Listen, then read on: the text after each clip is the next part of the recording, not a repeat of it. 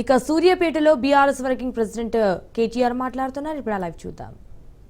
పేరున ఉపేంద్ర అన్న గారు, రామచంద్ర నాయక్ గారు, మా తమ్ముడు బాలు, వెంకటనారాయణ గౌడ్ గారు, ప్రకాష్ గారు, ఇంకా పేరు పేరున ఎవరో పేర్లు చెప్పలేదో వాళ్ళ మనసులోనే తిట్టుకోండి, దయచేసి బయట తిట్టకండి.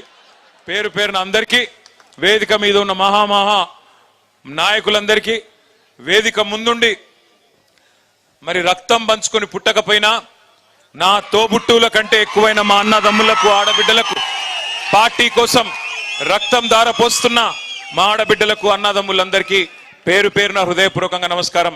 పత్రికా మిత్రులకు కూడా ప్రత్యేకంగా నమస్కారం. ఇదొక అరుదైన సందర్భం, ఒక ఉత్కృష్టమైన సందర్భం.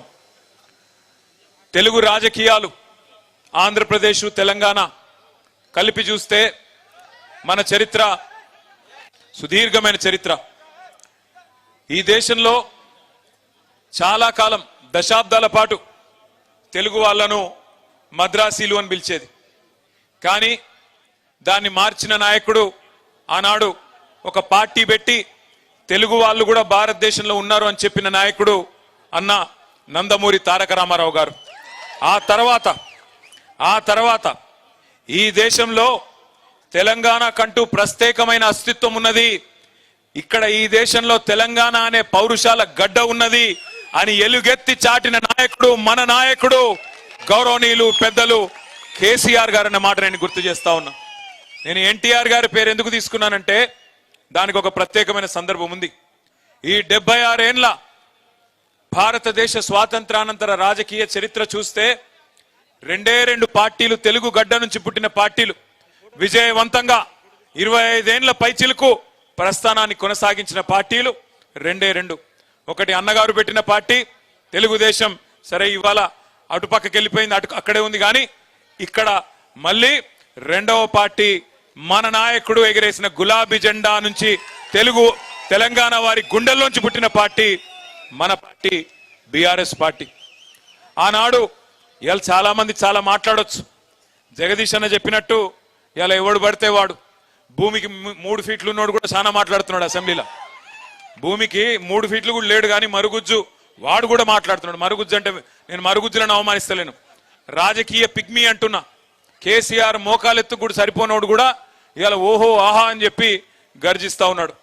టైం ఎట్లొచ్చిందంటే గ్రామ సింహాలు కూడా సింహాల్లాగా ఎగురుతున్నాయి, వానపాములు కూడా నాగుపాములై బుసగొడుతున్నట్టు పోజులు కొడుతున్నాయి. అట్లాంటి పరిస్థితి వచ్చింది. కానీ ఒక్కసారి వెనకకి తిరిగి తొంగి చూస్తే 2001లో ఒక్కసారి మీకు అర్థం కావడానికి క్లుప్తంగా చెప్పే ప్రయత్నం చేస్తాను నేను. ఈరోజు ఇంతమంది, ఇంత పెద్ద బలగం సూర్యాపేటలో ఒక మీటింగ్, ఒక కార్యకర్తల సమావేశానికి వస్తే 4.5 కిలోమీటర్ల ర్యాలీ, ఎక్కడికక్కడ ప్రజలు బారులు తీరి ఏదో ఎలక్షన్లలో రోడ్ షో అయినట్టు ఎక్కడికక్కడ చేతులు ఊపుతూ ఇట్లా చూపెడుతూ అన్నా మళ్ళా మీరే వస్తారు, తప్పకుండా మళ్ళీ మీరే గెలవాలని చెప్పి ఆశీర్వదించే పరిస్థితి 15 నెలలు తిరగకుండానే వచ్చింది. ఇంత పెద్ద సైన్యం ఇవాళ మనకు తయారైంది. కానీ 2001లో ఏంటిది పరిస్థితి? ఆనాడు కేసీఆర్ గారు పార్టీ పెట్టినప్పుడు ఏమున్నది కేసీఆర్ గారికి? ఆనాడు కేసీఆర్ గారు, ఆయన వయస్సు 46-47 ఏళ్ల వయస్సు.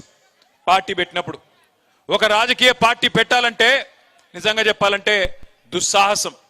అప్పటికే 100 సంవత్సరాల చరిత్ర కలిగిన కాంగ్రెస్ పార్టీ ఒకవైపు, మరొక వైపు భారతదేశాన్ని ఆనాడు నడుపుతున్నది ఎన్డీఏ ప్రభుత్వం, భారతీయ జనతా పార్టీ ప్రభుత్వం. వాళ్ళు ఒకవైపు ఉన్నారు, బీజేపీ పార్టీ ఒకవైపు. మూడో వైపు అదే ఎన్డీఏకు కన్వీనర్ గా ఉంటూ, ఉమ్మడి ఆంధ్రప్రదేశ్ కు ముఖ్యమంత్రిగా ఉంటూ, ఢిల్లీలో చక్రం తిప్పుతూ మొత్తం భవిష్యత్తు నాదే, 2020 విజన్ అంటూ ఆనాడు 20 ఏళ్లు నాదే అంటూ గర్జిస్తున్న చంద్రబాబు ఇంకొక వైపు. ఆ పరిస్థితుల్లో ఒక నాయకుడు, ఆయనేం సినిమా యాక్టర్ కాదు, ఆయనేమి మొత్తం 10 తెలంగాణ జిల్లాల్లో ఆనాటికి పాపులర్ నాయకుడు కాదు. ఒక మంత్రిగా తెలుసు, ఒక రాజకీయ పార్టీ నాయకుడిగా తెలుసు తప్ప ఆనాడు ఒక సినిమా యాక్టర్ కాదు, లేదా ఒక అప్పటికే విస్తృతమైన ప్రజాదరణ కలిగిన నాయకుడు కాదు. అదే మాదిరిగా తెలంగాణ అనే అంశం కూడా అప్పటికే 30 ఏళ్లు మరుగునబడ్డ అంశం. 1971లో ఎప్పుడైతే తెలంగాణ ప్రజా సమితి అనే పార్టీ మీద 14కి గాను 11 పార్లమెంట్ సీట్లు గెలిచి మళ్ళీ కాంగ్రెస్ లో కలిసిపోయినారో ఆ తర్వాత ప్రజల్లో నమ్మకం చచ్చిపోయిన పరిస్థితి.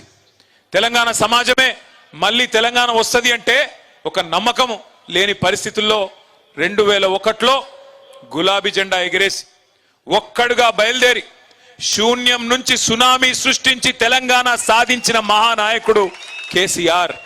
ఇది ఏ రాజకీయ మరుగుజ్జు అవునన్నా కాదన్నా ఇవాళ మోకాలెత్తున్నోడు ఎగిరెగిరి పడ్డా వానపాములు నాగుపాములై గుసగొట్టినట్టు యాక్టింగులు చేసినా కేసీఆర్ ఆనవాళ్ళు చెరిపేస్తామని ఎన్ని డైలాగులు కొట్టినా చరిత్ర చెరిపేయలేని సత్యమేంది అంటే కేసీఆర్ లేకపోతే ఈ గులాబీ కండువానే లేకపోతే ఈ తెలంగాణ రాష్ట్రమే లేదు అనేది అక్షర సత్యం. ఇది ఎవరు అవునన్నా కాదన్నా వాస్తవం. కేసీఆర్ గారు ఎంబడి నడిచిన ప్రజలు ఆఫ్ కోర్స్ లక్షల సంఖ్యలో నడిచినారు. ప్రజా సంఘాలు కలిసి వచ్చినాయి, విద్యార్థులు బలిదానాలు చేసినారు. కానీ కేసీఆర్ నడుం బిగించి మొదటి అడుగు వేయపోతే ఆ తర్వాత 14 ఏళ్ల చరిత్రనే లేదు. కానీ ప్రారంభించినాడు ఏముండే?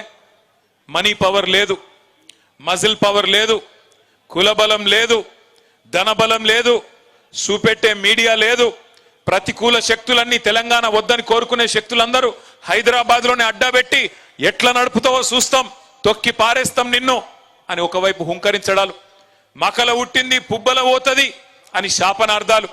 ఈ రకమైన వాతావరణంలో ఒక్కడుగా బయలుదేరి ఆనాడు పెద్దలు జగదీశ్వర్ రెడ్డి గాంటి కొంతమంది మిత్రులు ఉమ్మడి నల్గొండ జిల్లా నుంచి కూడా ఆనాడు తనతో పాటు బయలుదేరి విజయసింహారెడ్డి గారు ఇట్లా కొంతమంది మిత్రులు భరత్ గారు వీళ్ళు బయలుదేరి కొంతమంది ఆనాడు ఆయనతో పాటు ప్రయాణం ప్రారంభించినారు.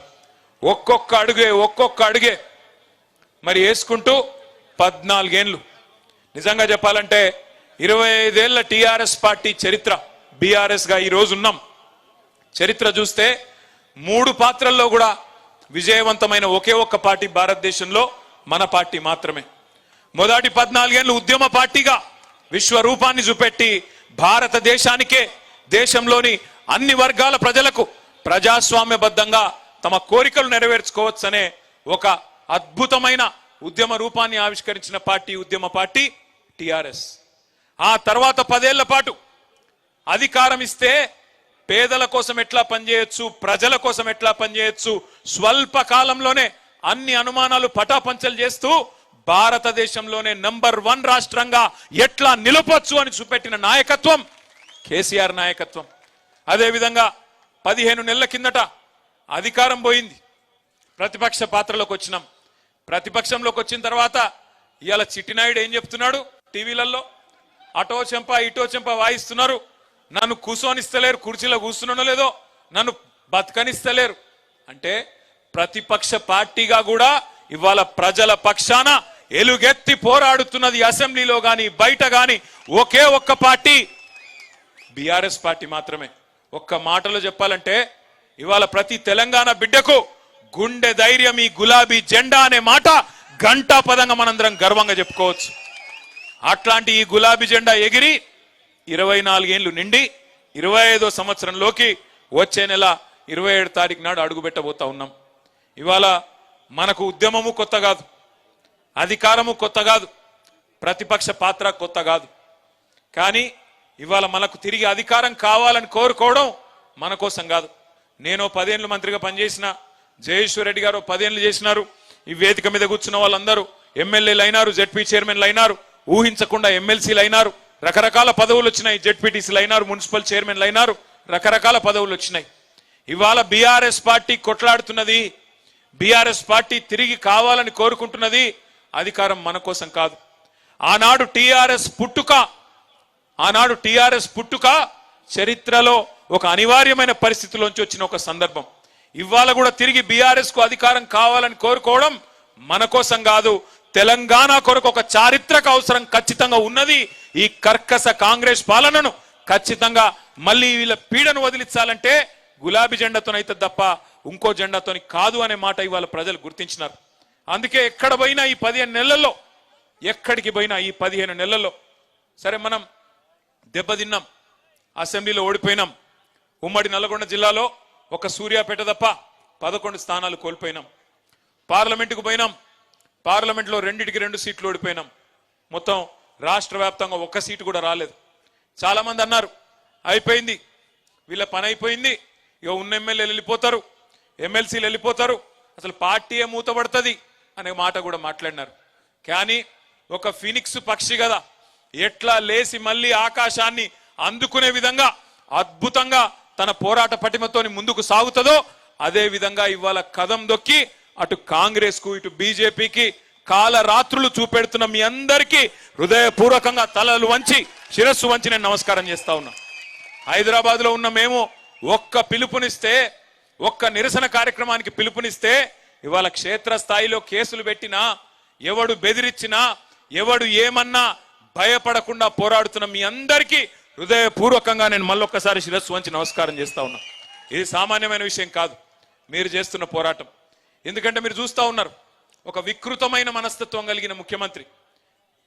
నిజంగా నేను అనుకున్నా, చిన్న వయసులో ముఖ్యమంత్రి అయిండు, అదృష్టం బాగుంది, మరి పర్సనాలిటీ పెంచుకుంటాడేమో అనుకున్నా. ఎవరు? రేవంత్ రెడ్డి. ఏ చిన్న వయసులో 53, 54 ఏళ్లకే జాక్ పాట్ తలిగింది, తాంతే గారల బుట్టలు పడ్డట్టు పోయి ముఖ్యమంత్రి అయిండు. సరే, ఆయన అదృష్టం బాగుంది, పర్సనాలిటీ పెంచుకుంటాడేమో అనుకున్నా. కానీ రేవంత్ రెడ్డి కథ ఎట్లుందంటే పర్సనాలిటీ పెంచుకున్నాడు మీద లేదు ఇంట్రెస్ట్, పర్సెంటేజ్లు పెంచుకున్నాడు మీదనే ఉంది ఆయన కథ అంతా. ఢిల్లీకి మూటలు పంపాలే, పదవి కాపాడుకోవాలి తప్ప వేరే ఫికర్ లేదు. ఎన్ని మాటలు చెప్పినరండి, ఎన్ని రకాల అబద్ధాలు చెప్పినరు.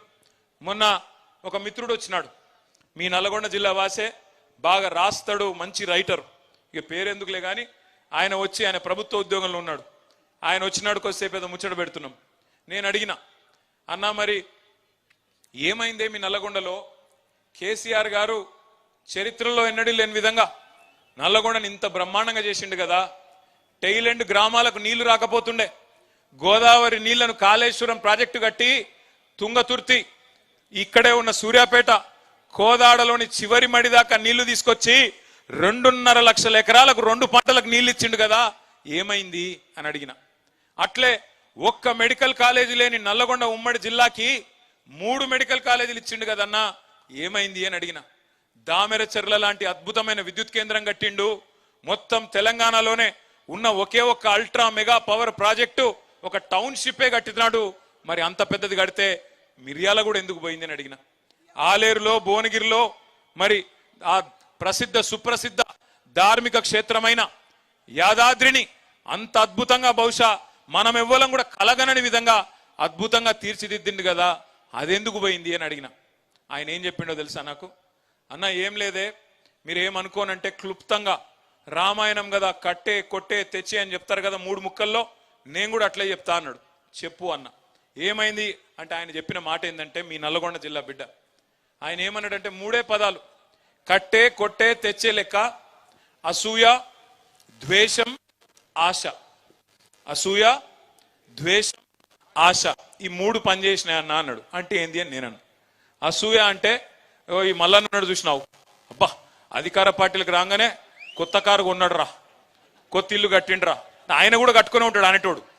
కేసీఆర్ ప్రభుత్వంలో అందరి సంపద పెరిగింది, భూముల రేట్లు పెరిగినాయి, అందరి సంపద పెరిగింది. కానీ మల్లన్న మీద అసూయ పుట్టియాలి. ఓ భాస్కర్ రావు గారు కొత్త అంగేసిండు, అమ్మా నిన్న మొన్నటి దాకా ఆయన ఏదో ఇదివరకు అంగి లేకుండా తిరిగినట్టు బ్రహ్మాండంగా ఉండే ఆయన ఇదివరకు కూడా, కానీ ఇవాళ కొత్త అంగేదో వేసినట్టు ఆయన మీద అసూయ పుట్టించే విధంగా స్థానిక నాయకత్వం మీద ఈర్ష్య ద్వేషాలు కలిగే విధంగా ఒకవైపు ప్రచారం, మరొక వైపు ద్వేషం.